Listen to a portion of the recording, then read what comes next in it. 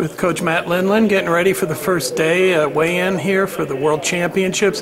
Been a long summer, Coach. How things going with the team, especially your last training camp down Montpellier here in France? It's been long, but we've had some good things going on. We had a lot of fun together as a team, and especially last week down in Montpellier, it was very nice to come down here and acclimate in the south part of France. We're right on the Mediterranean Sea, and we had really great facilities to stay in, to train in, and just get ourselves prepared and get in the right frame of mind. So as a group, how does the team feel they can do here? Obviously, we come in with high expectations, but, you know, you've got a group of athletes, some that are in their first event for the senior level, right? Yeah, well, I think I'm an optimist, and that, you know, I think that spreads for the, you know, the athletes. So I think everybody feels pretty confident about their chances here. But it is the toughest event in the world, and you know we're prepared, but it's a very tough event. So but I think the guys are very confident. I'm confident in their abilities. If they just wrestle up to their abilities, we can do well. So let's start with Ben Provisor. He's weighing in today, and he's going to be wrestling tomorrow. 2 Olympic Games, and the first Worlds for him. What's Ben bringing to the mat this time that may be a different result, a medal, a title? What's Ben up to? I think that's a great question. I think the biggest thing Ben's bringing to the mats this tournament is his scoring. We've seen it in Brazil at the Pan Ams. We saw it at the team trials. We saw it in Tbilisi, where he got a medal over there. So he's putting points on the board. He's scoring, and he's very capable of scoring. But he's never felt like he had to execute his points. But now we don't have parterre. Nobody's waiting for that top position. So somebody's going to score points, or they're going to give them away, and we're not going to let the officials decide the matches. So Ben's working his positioning, and he's really getting to the body. And when he gets to the body, he's taking his opponent off the mat and executing his technique. So we're looking forward to that. We're looking forward to Ben, getting underneath his opponents and really getting to that body and scoring. So one of your more veteran athletes is actually going to his first Worlds, Pat Smith, right?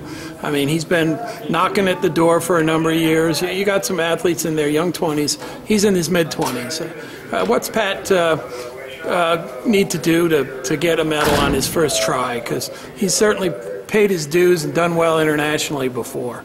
Yeah, Pat's a very capable athlete. He's coming out here in his first World Championships, but with tons of mat experience. He spent a semester, which was about 3 months, over in Sweden this year.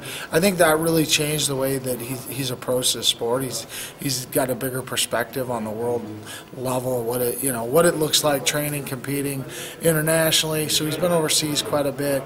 He came from that camp, basically 3-month training camp.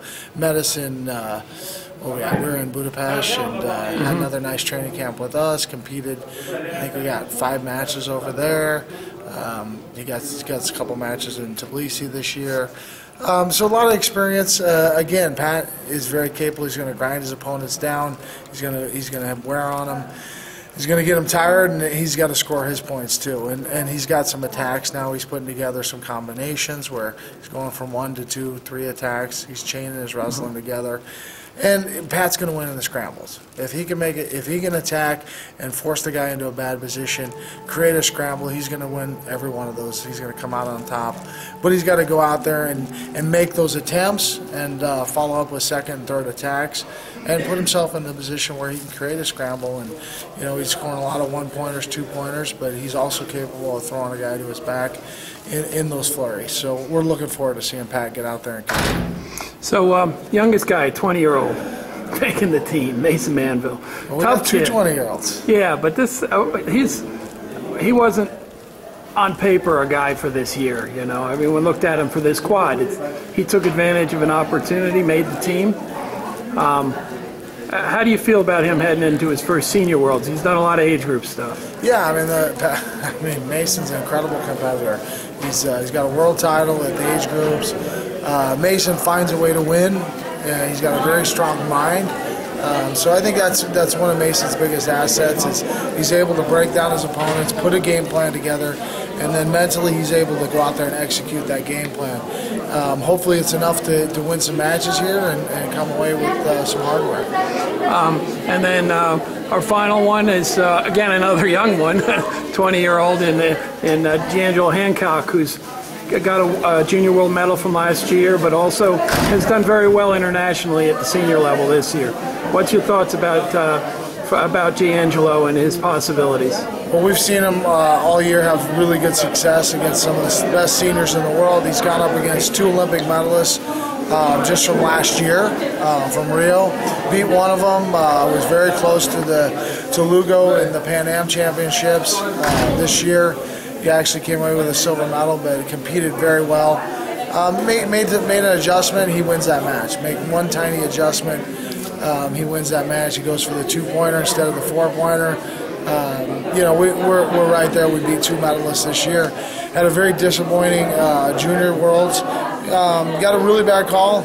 You can go back and watch it yourself, but there was a leg foul in there. We didn't challenge it properly, and we looked like they reviewed it, but we actually had to have to go out there and challenge that call. I think he gets upgrades that medal from a bronze to a gold this year, but that happens. So I think he's going to come here with a little more hunger, a little more fire, feeling like he needs to prove something. His teammate came away with the world championships, and he knows he's capable of doing the same thing at the junior level. But I think we all are confident that he can do it here at the senior level as well, because we've seen him beat some of the best athletes in the world already this year in preparation for this tournament. So if Tracy just goes out and executes his game plan, he really forces his positions, he gets into those underhooks, those guys don't want to be in there with him because he's so capable of executing that technique at any moment. He's got incredible hips, he's an explosive athlete. So he's just got to be patient, put himself in the right position, and then when it's there, he's got to execute, pull the trigger. What's a good performance for the U.S. Greco program here? It's only a 2-day tournament for you guys. I mean, I don't know what you're... I think that good performance is that everybody goes out there and wrestles clearly up to their ability, up to their potential, and we're going to be happy with the results. But, I think it's one match at a time. It's the same stuff that, I'm going to tell my athletes. I'm not going to get, too excited about, being in the finals until, we get there. And so it's one match at a time for these guys, and really go out there and focus on their own individual plans. They all have different styles, they have different techniques that they want to execute from different positions. So, get to their positions, drive with their legs, just focus on having fun, enjoying this process because, again, like I said, every one of these guys is capable of performing, really well here. So I just want them to perform up to their own abilities and come away with what they're due. Well, our fans can watch it. It's going to be live streamed, and hopefully Greco will get us off to a great start tomorrow, Matt. Thank you very much, buddy. Yeah, we're looking forward to it.